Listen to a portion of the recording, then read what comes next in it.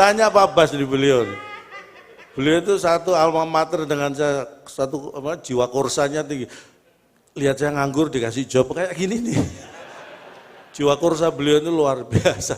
Makanya cocok. Menteri PUPR cocok. Karena saya bukan pegawainya, saya lihat PUPR. Kesehatan kebahagiaan itu yang utama. Apa artinya uang kalau kita tidak pegang? Apalagi kalau sama Pak Bas, sama PUPR itu udah, uang itu udah nggak pernah saya pikirin. Iya panitia kan yang mikir. Saya kan tinggal terima Bapak Ibu. Karena buat saya berdiri di sini itu udah, apa sih uang itu udah bukan tujuan. Pahala saya niatnya kalau itu. Bener Pak, Bapak mungkin. Cek, ya bismillahirrahmanirrahim. Saya mau ikut turun, nggak enak, udah lunas. Coba, kalau belum saya ikut turun tadi kan, jadi ada alasan biar cepat lunas. Bismillahirrahmanirrahim. Assalamualaikum, waalaikumsalam warahmatullahi wabarakatuh. Sehat, salam sejahtera, terima kasih luar biasa. Kita berkumpul di acara Hari Perumahan Nasional 2024, tepuk tangan. Terima kasih Pak Menteri sudah menghadirkan saya di sini lagi.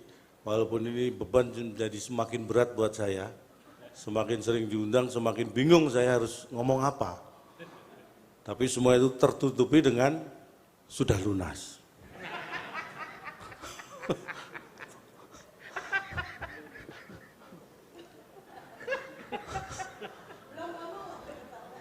Pak mohon maaf, beda apresiasi dan hinaan itu memang beda sedikit. Kalau bentuknya tertawa itu bedanya sedikit Pak.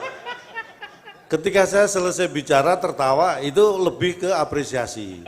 Tapi kalau saya sudah diem lama masih ketawa, nah itu sudah cenderung ke penghinaan Pak. Itu melakukan perbuatan tidak menyenangkan. Mohon maaf bisa diamankan sebentar. Ini saya terganggu dengan ketawa Bapak. Sama-sama Surabaya, jadi terima kasih supportnya luar biasa. Tepuk tangan buat saya.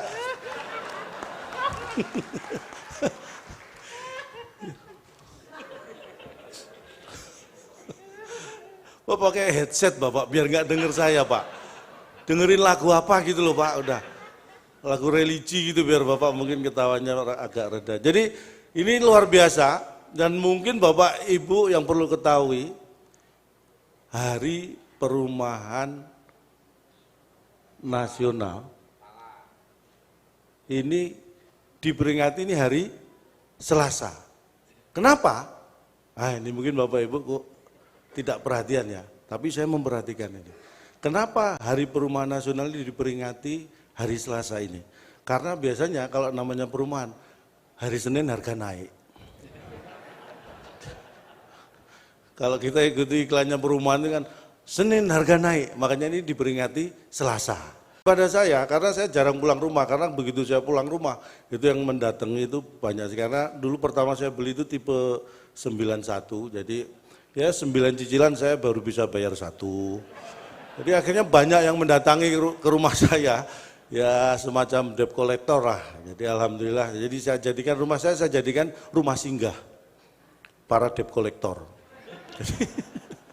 Alhamdulillah, jadi kalau rumah saya rame ya alhamdulillah saya nggak perlu pulang ke rumah karena rumah sudah rame pasti aman gitu ya. Tapi ini sekali lagi saya bukan sok pamer, tapi saya ikuti tadi ada rekor muri juga yang diterima oleh PUPR.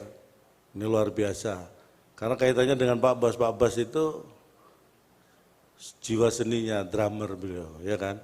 Ada kaitannya dengan muri ini, karena kalau kita berkaca dengan grup band Kus Bersaudara, itu grup band yang luar biasa, karena untuk masuk muri cukup dengan ganti drummer. Jadi Kus Bersaudara dulu, itu semua satu keluarga, Nomo, Kuswoyo, drummernya keluar, masuk muri. Jadilah Kus Plus. Jadi band paling sederhana untuk masuk muri cuma ganti drummer itu ya Kus Bersaudara itu. Makanya ada kaitannya dengan Pak Bas, beliau kan juga hobi drummer. Mungkin cita-citanya mau masuk Muri lewat Kus Plus. Tapi alhamdulillah beliau sekarang masuk Muri lewat prestasi yang luar biasa. Kalau tadi disampaikan tantangan ke depan perumahan kita. Jadi tantangan di bidang apapun itu mungkin berat, tapi kalau tantangan di bidang perumahan ke depan itu saya kira biasa-biasa aja. Walaupun menurut orang lain semakin berat, tapi menurut orang perumahan itu biasa, karena tantangan perumahan ke depan itu semakin kompleks. Lah kompleks sendiri kan perumahan, jadi biasa aja. Buat bidang lain tantangan semakin kompleks mungkin bingung, kalau buat orang perumahan tantangan kompleks, kompleks juga perumahan, tantangannya juga perumahan juga, biasa. Jadi tenang aja, semangat, saya akan bantu. Tadi dari Himpera ya, Himpunan Pengembang Pemukiman dan Perumahan Rakyat. Saya nggak nyangka, mungkin istri saya tergabung di situ. Bukan sebagai owner, tapi lebih ke istri saya itu ternyata luar biasa Pak Bas. Saya nggak nyangka ya. Saya sering nganter, istri saya itu sering, kan hobinya bikin roti. Jadi sering beli pengembang. Hebat istri saya. Minta antar saya seminggu bisa 2-3 kali, mau beli pengembang. Kaya istri saya berarti. Pengembang aja dibeli sama istri saya. Minim seminggu bisa 2 kali belinya. Alhamdulillah. Saya nggak nyangka, walaupun istri saya itu kan sama dengan saya itu lulusan elektro, ITS. Istri saya juga lulusan elektro, jadi karakternya listrik banget lah ya. Bu Muntiada, istri saya itu elektro, jadi kalau kayak token listrik. Jadi kalau saya telat ngisi, berisik. Wah, mentang-mentang elektro kamu. Jadi kalau saya telat ngisi berisik, tetangga sampai dengar itu bunyinya. Begitu saya masukkan angka-angka dengan benar, langsung diem. Itu karakter istri saya. Memang pengaruh. Background pendidikan itu pengaruh. Kerja juga istri saya itu masih kayak PLT, tenaga fosil lah, pembangkit listrik tenaga uap. Kalau kerja, metodenya masih kayak PLTU. Saya lihat kerja dikit nguap, produktivitas rendah. Ya sebagai suami kan harus mensupport, akhirnya ya saya bantu dengan PLTA, tenaga air, saya siram air. Biar nggak nguap-nguap lagi.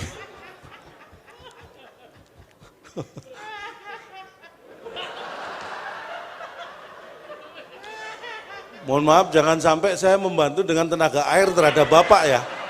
Cukup terhadap istri saya. Itu. Tapi tadi saya sudah diancam di luar tadi. Cak, nanti kalau Cak Londong tampil pasti nyari tempat saya duduk di mana, karena ketawa saya itu memancing kan. Ternyata benar, saya pikir tadi hanya bercanda gitu, ternyata serius Bapak. Bapak kalau sering dikeluarkan dari acara-acara resmi ya Pak ya? Enggak ya?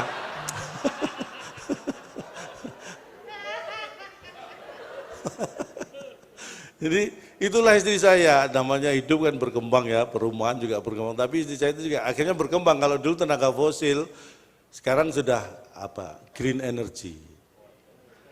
Jadi kalau lihat duit, matanya hijau, energinya muncul. Green energy. Kalau orang Jawa kan bilang gitu, kalau lihat duit matanya hijau ya kan, berbinar-binar terus semangat, energinya keluar. Itulah istri saya green energy, tapi luar biasa. Walaupun istri saya itu orang sipil, tapi satu-satunya mungkin yang punya pangkat di kepolisian ya, walaupun sipil. Bukan Brigjen Pol, bukan Irjen Pol, tapi Galak Pol. Istri saya itu Galak Pol. Bener, dulu inget ya, saya waktu belum punya rumah. Itu kadang-kadang, tapi kita masuk dulu ke tema, nanti kalau saya ini dikira curhat ya. Kita masuk ke tema. Digitalisasi perumahan ini saya kira luar biasa, walaupun ini sebenarnya flashback Pak Bas. Justru untuk memenuhi kebutuhan dasar sandang pangan papan, itu yang pertama kali melakukan digitalisasi itu malah urusan papan, rumah.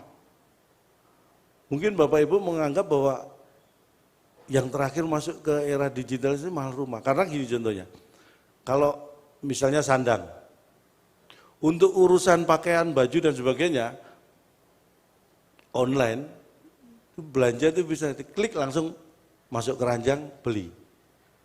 Urusan pangan juga gitu, pengen makan apa, klik masuk keranjang, beli.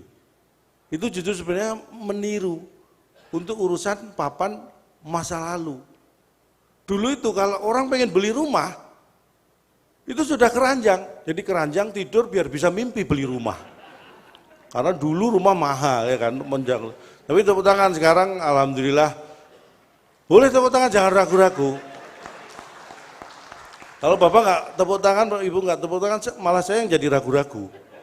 Jadi keranjang duluan, sistem yang digunakan di dunia digital e-commerce itu sudah dilakukan untuk masalah perumahan dari awal. Dan kita bersyukur karena ini menjadi perhatian di mana pemerintah dan negara hadir untuk menyediakan perumahan untuk rakyat, perumahan layak huni tentunya. Karena ini penting sekali untuk mensupport pendidikan juga, walaupun secara tidak langsung. Sandang pangan papan itu supportnya terhadap pendidikan generasi anak-anak kita itu sangat luar biasa. Tanpa sandang, nggak mungkin anak kita ke sekolah nggak pakai baju. Ya kan? Punya seragam bisa sekolah. Tanpa pangan, nggak mungkin anak kita bisa belajar maksimal kalau tidak ada konsumsi pangan dan gizi yang baik. Nah tanpa rumah, orang kadang-kadang apa hubungannya rumah kan sudah punya baju, makan, bisa sekolah. Jangan salah. Kalau nggak punya rumah, anak kita berpotensi tidak naik kelas. Karena apa? Kalau dikasih PR nggak bisa mengerjakan, karena PR itu kan pekerjaan rumah. Lah kalau nggak punya rumah, ngerjakan di mana?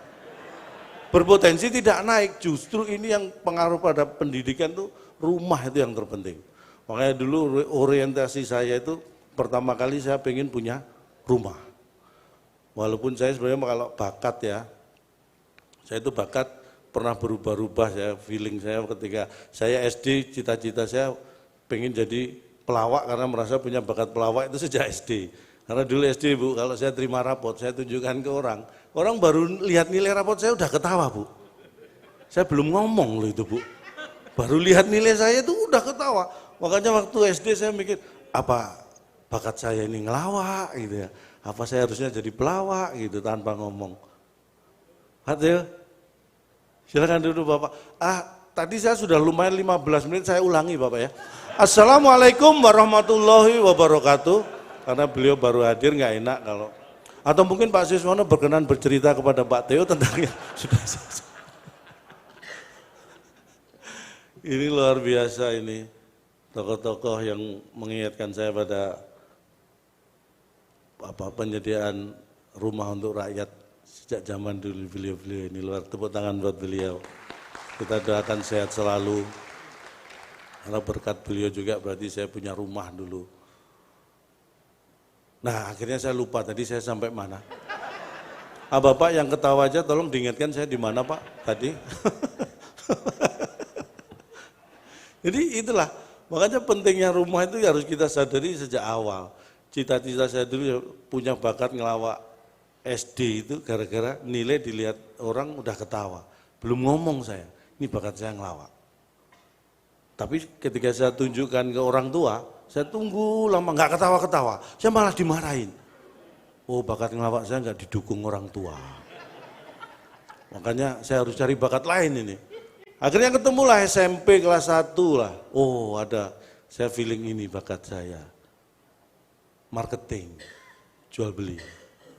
Karena kelas 1 SMP itu saya berhasil jual sepeda motor Bapak tanpa bantuan beliau.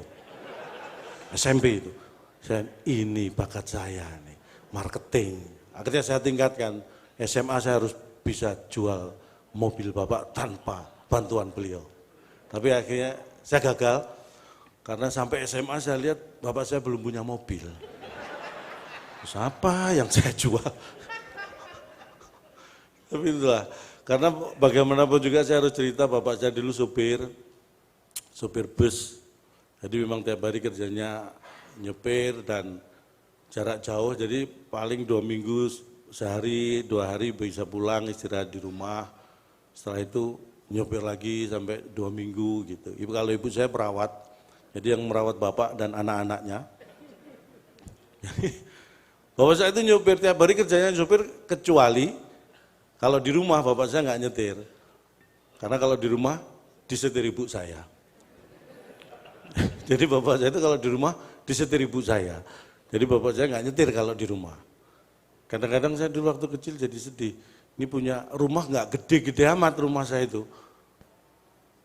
Noleh aja ketemu bapak, noleh kiri ketemu ibu. Jadi kita tuh empet-empetan gitu. Tapi bapak ibu saya itu kalau di rumah nggak pernah ngobrol. Saya waktu itu SD jadi apa ada masalah ya orang tua saya jadi bingung. Bu, ini bapak sehari di rumah 2 minggu kerja ini mumpung di rumah kok nggak diajak ngobrol, kamu masih kecil. Ada aturannya, dilarang bicara sama supir. Jadi ibu saya nggak berani ngajak ngobrol bapak saya karena bapak saya supir. Ada aturan dilarang bicara sama supir. Kan saya jadi bingung. Lah masa iya nggak boleh ngomong sama suami sendiri kan?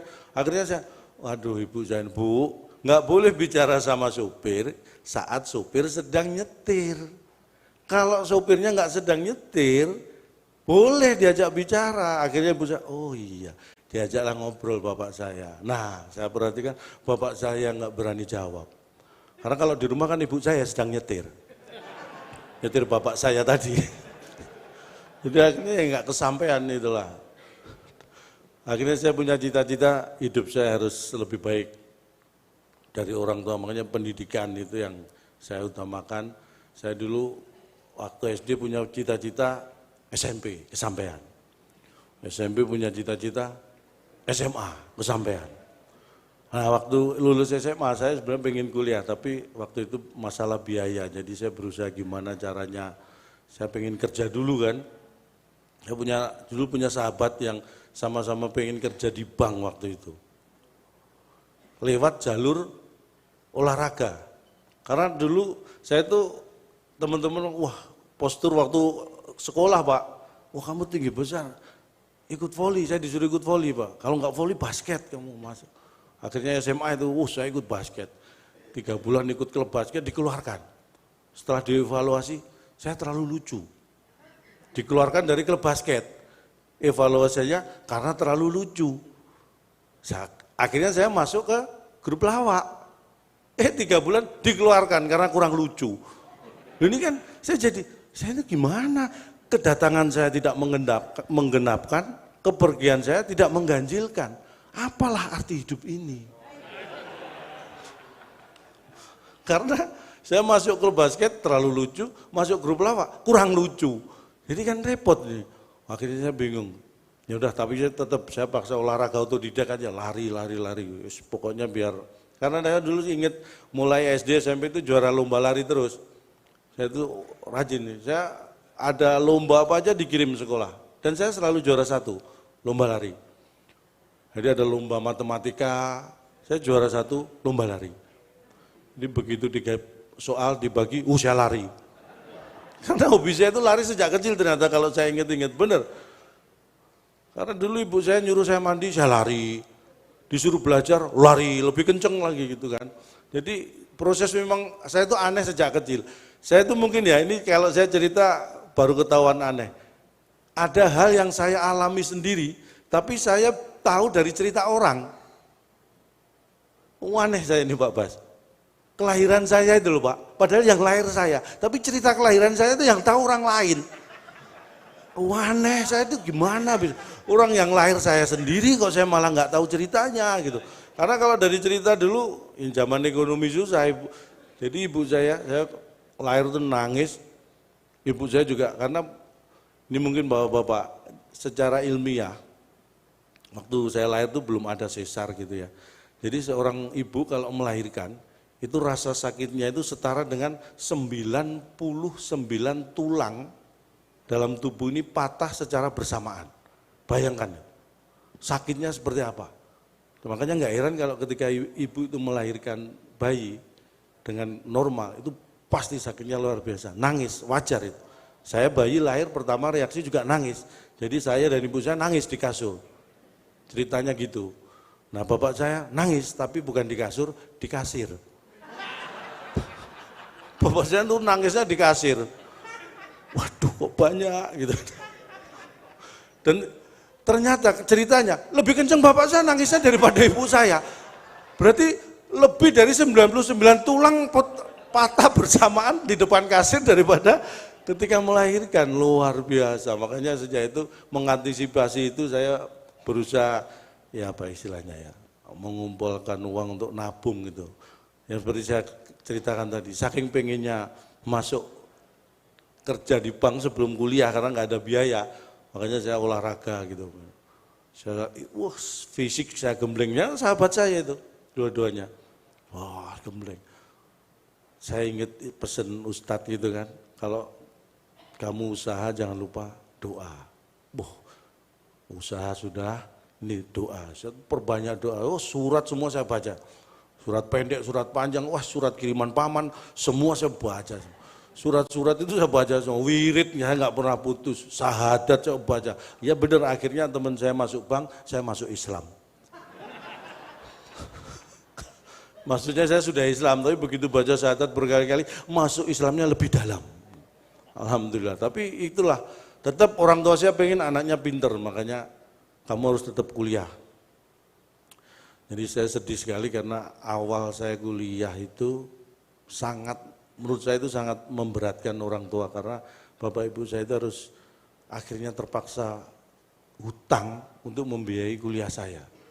Itu hal yang membuat saya waktu itu bertekad, saya tidak ingin merepotkan orang tua berlama-lama, saya harus berusaha supaya orang tua nggak berhutang lagi. Dan alhamdulillah 2 semester orang tua saya harus hutang, karena setelah itu nggak berhutang, karena sejak semester 3 saya sudah bisa hutang sendiri. Jadi orang tua saya sudah tidak perlu hutang. Jadi alhamdulillah orang tua saya tinggal bayar aja. Saya sudah membantu meringankan beban orang tua, tidak perlu cari utangan. memang hidup tragis orang itu paling enak untuk diketawakan memang. Tapi itu saya alami betul, makanya akhirnya saya belajar. Dan saya ketika masuk elektro, pilihan saya ambil harus kuat.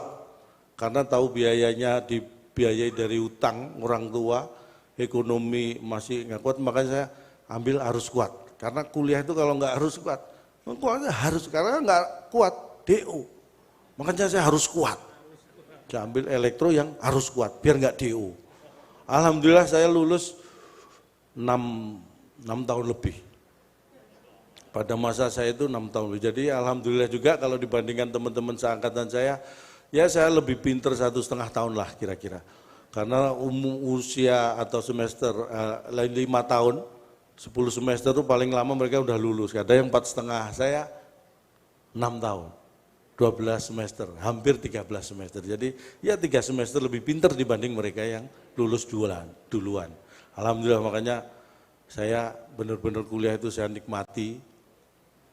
Karena masuknya susah, biayanya mahal, jadi saya ya nyantai aja lah.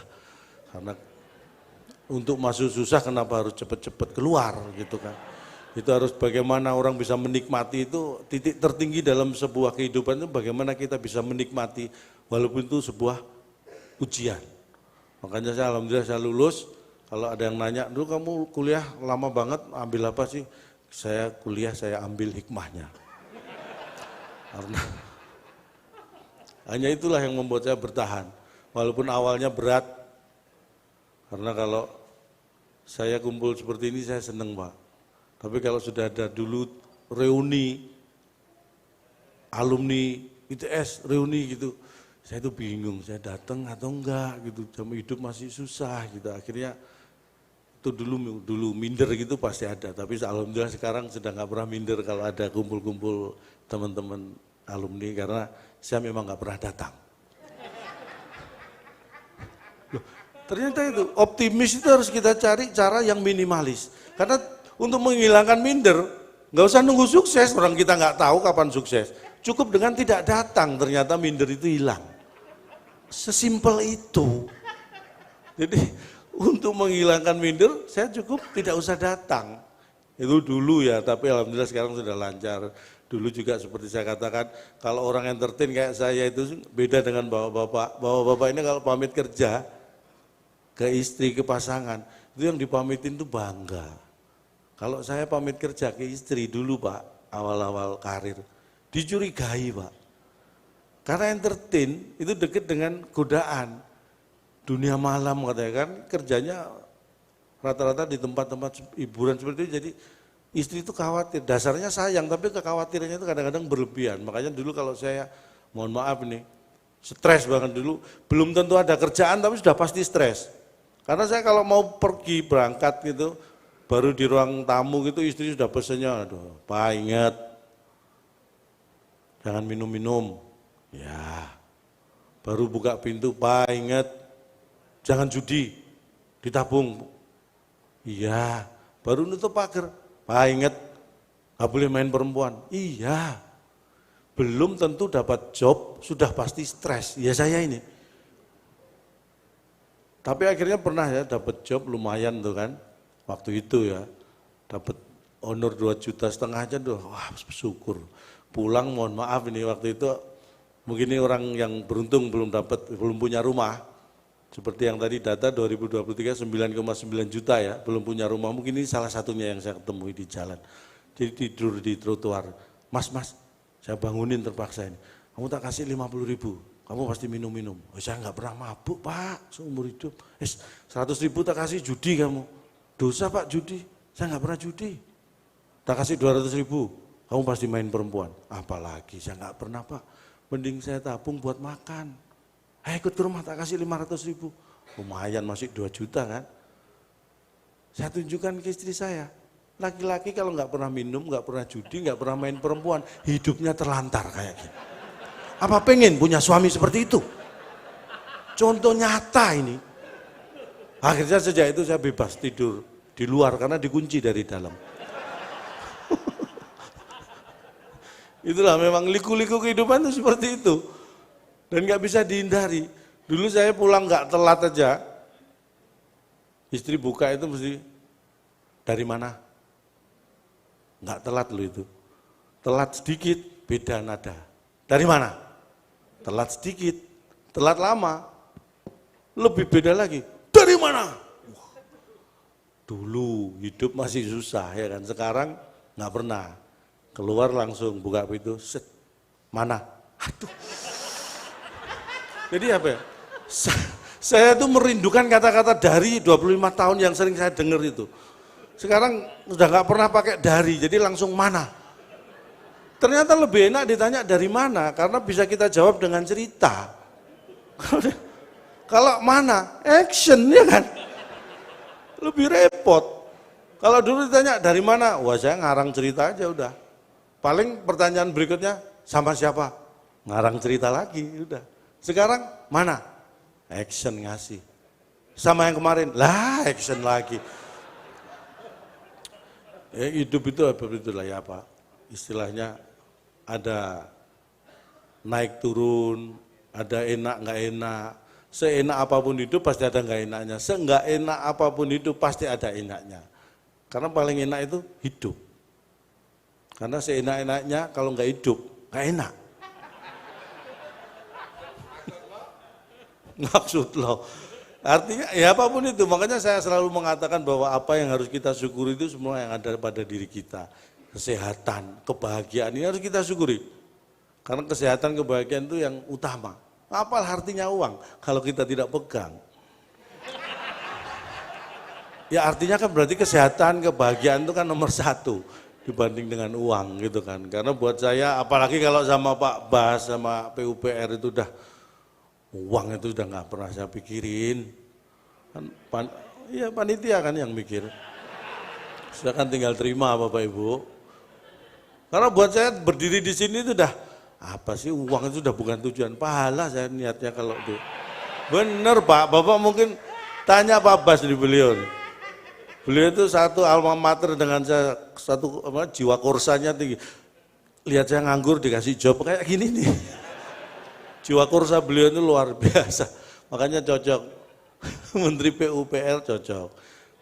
Karena saya bukan pegawainya, saya lihat PUPR. Saya orang umum lah, diberi pekerjaan kan, supaya saya bisa menyelesaikan PR-PR rumah saya gitu. Beliau itu luar biasa, alhamdulillah. Jadi benar sekali ini.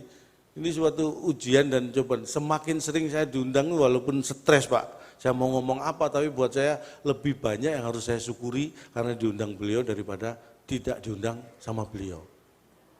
Tepuk tangan buat beliau. Satu alumni dengan saya beliau ini. Salah satu alumni tersukses di SMA kami ini Pak Sisono, Pak Teo, beliau. Pak Bas ini satu SMA di SMA 5 Surabaya dengan saya.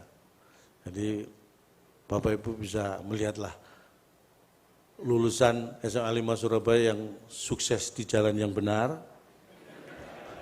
Dan alhamdulillah ya saya juga disebut alhamdulillah sukses di jalan yang sesat. Tapi intinya sama-sama sukses. Makanya perumahan, rumah itu penting sekali.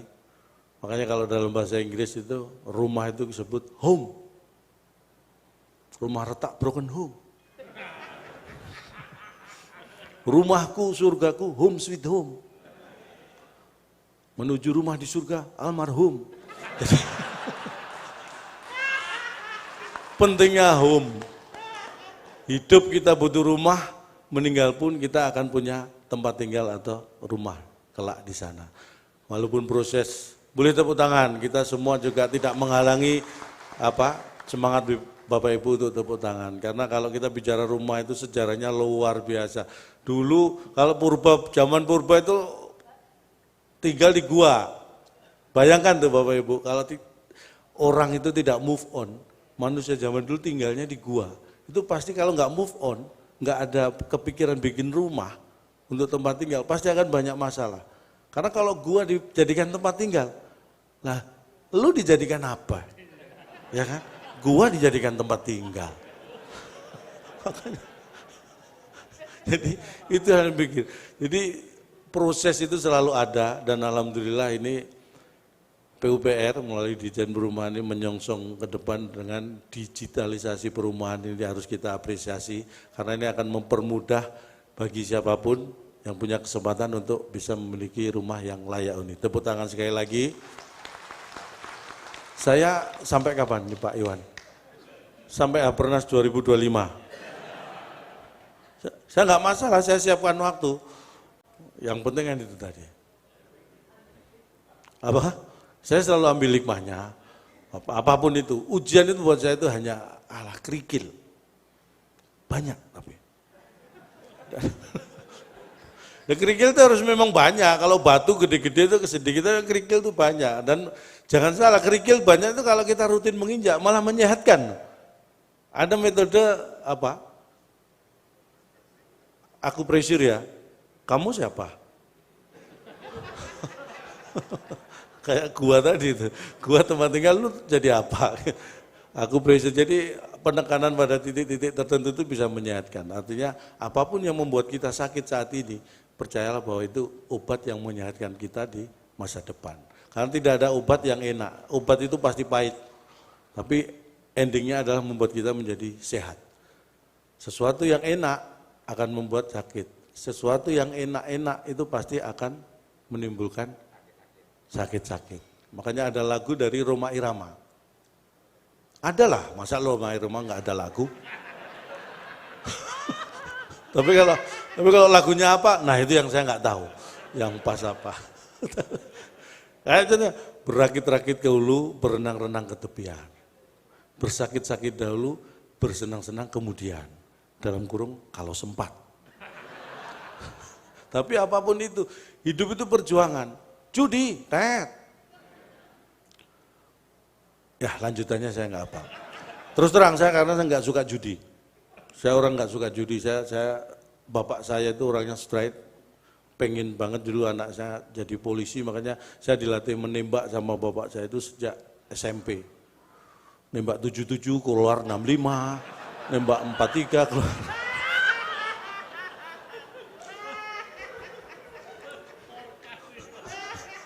Bapak masih ingat podcast. Itu mengasah kemampuan gitu. Ternyata yang penting itu bahwa kita itu hidup itu sebenarnya proses, dan namanya proses itu selalu berubah, selalu bergerak, selalu berjalan, tidak stuck. Jadi jangan pernah berhenti untuk melakukan perubahan. Ini nggak ada timer, biasanya ada waktu habis gitu. Ini nggak, kalau nggak ada timer waktu habis, ini bisa-bisa suara habis ini. Tapi nggak masalah kalau untuk Pak Bas, materi saya masih banyak Pak. Materi lawaan ya, bukan materi yang lain Pak. Karena saya waktu dihubungi panitia bingung, Cak nanti ngisi Hari Perumahan Nasional, ngasih materi. Lah saya berdiri di sini dalam rangka memenuhi kebutuhan materi, lah kok malah disuruh ngasih materi. Lalu saya bawa pulang materi apa buat anak istri? Jadi kadang-kadang jadi bingung gitu, maksudnya sharing-sharing. Ya kalau sharing-sharing saya seneng banget, ya kalau itu ya sering-sering undang lah saya bilang gitu. Jadi sebenarnya banyak yang ingin saya sampaikan, tapi mungkin di kesempatan yang lain yang lebih pas. Minggu depan acara apa Pak? Saya itu sekali lagi, saya itu bukan orang yang berpikir duit. Saya itu apa ya? Kalau striker itu ibaratnya house goal. Saya harus kreatif, makanya harus ditantang Pak. Sering bikin acara biar saya semakin kreatif gitu loh. Saya itu orangnya mudah tertantang gitu, nggak kenal menyerah itu, makanya seperti bapak saya itu pantang menyerah. Terus yang ingin saya sampaikan di terakhir ini penghujung penutupannya, karena nanti masih ada Pak Bas pasti akan tahu. Pak Bas itu kalau udah lihat drum nganggur itu udah nggak bisa Pak ya. Seperti bapak ngelihat saya kayaknya. Kalau lihat drum nganggur itu wah pengen digebuk. Kalau lihat saya nganggur, kasih kerjaan gitu. Pokoknya Pak Bas itu kalau ngelihat drum seperti ngelihat saya, nggak pengen nganggur gitu. Intinya itu secara makna sangat dalam banget. Dan itu luar biasa, itu bentuk kekompakan yang saya harapkan selalu ada. Bukan, ini hanya pesanan istri saya Pak. Jadi walaupun di penghujung harus saya sampaikan, bukan saya takut istri, saya hanya kebetulan punya istri yang pemberani. Jadi sekali lagi, saya sangat menghormati istri saya, apapun yang saya terima itu pasti untuk istri. Istri saya itu alhamdulillah nggak pernah minta duit sama saya, itu saya syukuri banget. Ngambil sendiri. Udah tahu tempatnya. Karena saya tuh nggak pernah nyembunyikan, memang kalau sama itu saya terbuka, apapun saya terbuka. Makanya kalau udah ketemu istri itu, aduh, dulu istri saya itu gitu Pak, ya Allah, kondisinya ya, waktu zaman saya susah gitu, sedih gitu ngeliat, sekarang saya alhamdulillah sudah gini. Sebenarnya saya itu bangga dengan istri saya, karena walaupun istri saya saking cintanya, kadang-kadang 27 tahun saya udah menikah, lihat tetangga yang baru setahun menikah itu suaminya berangkat kerja, cium kening istrinya gitu. Istri saya ngiri, Pak, mbok kayak tetangga gitu. Ya siapa sih yang nggak pengen nyenengin istri ya kan Pak, akhirnya ya tanya dulu ke tetangga, mau nggak keningnya saya cium gitu. Saya tuh sebenarnya pengen aja nyenengin istri, takutnya nanti ada masalah dengan tetangga kan nggak enak gitu. Jadi istri saya tuh bener-bener hiburan buat saya istri saya, makanya kondisi apapun istri saya, ini mohon maaf istri saya itu supaya Bapak Ibu yang belum pernah ketemu itu bisa tahu, membayangkan dulu istri saya itu mohon maaf, istri saya itu kalau saya katakan tinggi, istri saya itu tingginya 155, beratnya waktu itu 78 kilo, bener, bayangkan itu. Mohon maaf Bapak Ibu jangan membayangkan kulkas satu pintu ya, ini ada kepalanya loh.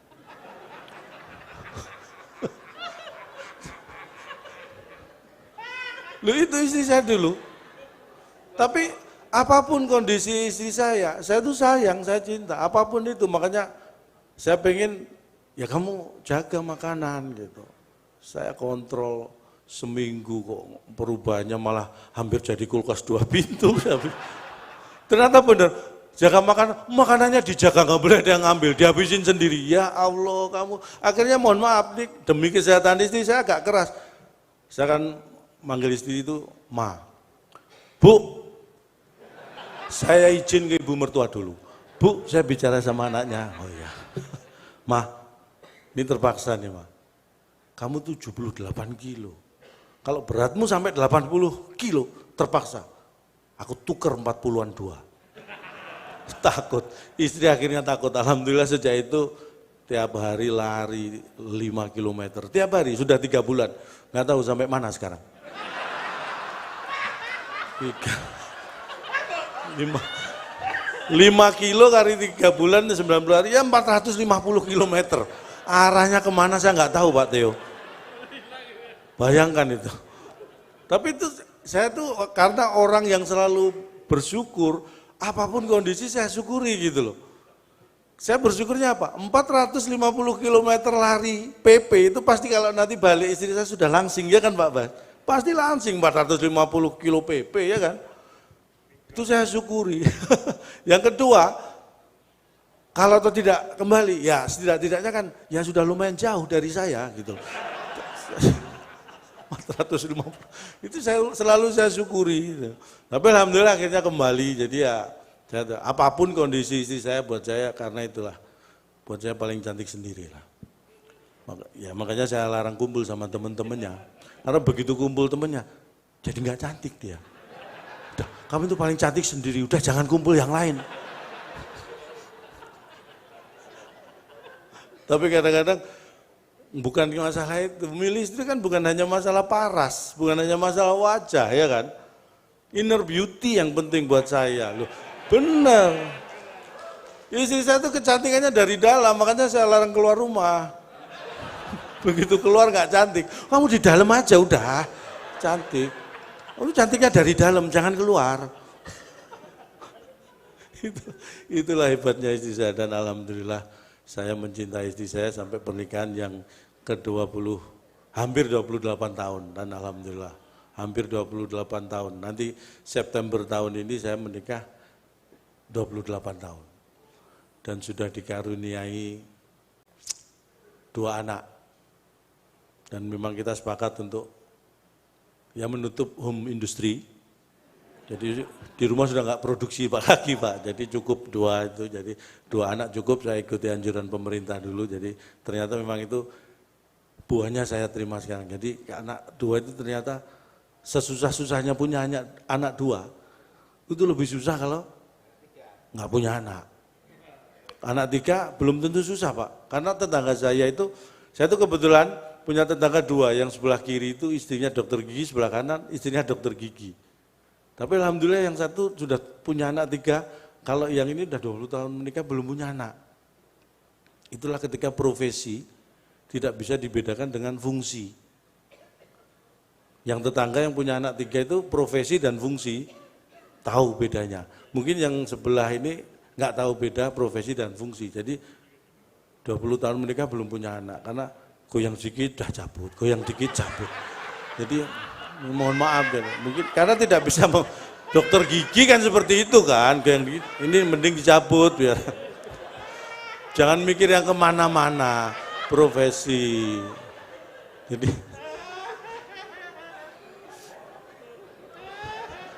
Bapak Ibu, ini handphone saya berdering, biasanya ini istri sudah telepon. Istri saya itu kalau benar agak malam dikit, saya belum sempat telepon itu selalu telepon. Itulah. Bukan pamer, ini serius ini. Loh, ini saya jadikan wallpaper. Loh, miss call, bener Pak, miss call Pak. Ini saya kalau nggak saya selesaikan ini saya ditelepon lagi loh Pak. Tapi nggak apa-apa, demi Pak Bas nggak apa-apa. Istri saya pasti paham, nanti saya pulang. Tadi acara diundang Pak Bas. Oh, kenapa pulang? Malah gitu. Pokoknya kalau saya pamit acara Pak Bas itu udah tenang istri saya. Saya itu dulu kalau Pak Bas nyimpen, dulu waktu pacaran nyimpen foto pacar, istri zaman dulu kan di dompet kan Pak ya. Sekarang saya nggak bisa nyimpen foto istri di dompet, karena dompet saya kan dibawa istri. Jadi kalau saya simpen di dompet, yang bawa dia sendiri juga. Makanya saya pasang di wallpaper supaya ya penyemangat lah. Kalau saya kerja dimanapun ada masalah, lihat wajah istri, masalah jadi ringan. Karena paling berat ya ini. Jadi benar kalau saya punya masalah, buka wallpaper aja, lihat wajah istri. Ah, enteng, ringan. Berat ini, semangat.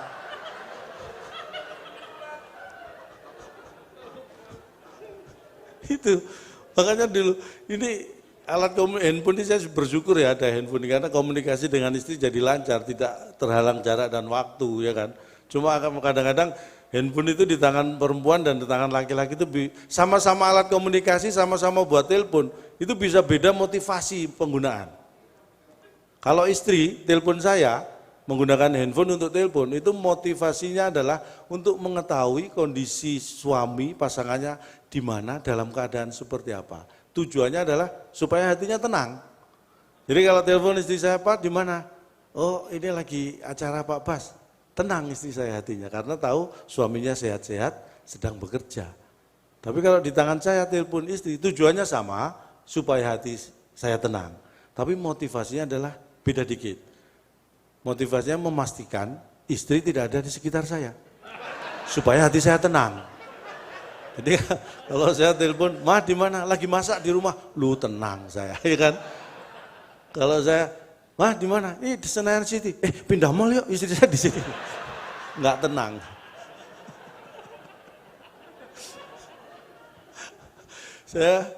Ini semakin banyak saya ngomong soal istri, ini mohon maaf, royaltinya semakin tinggi Pak Bas.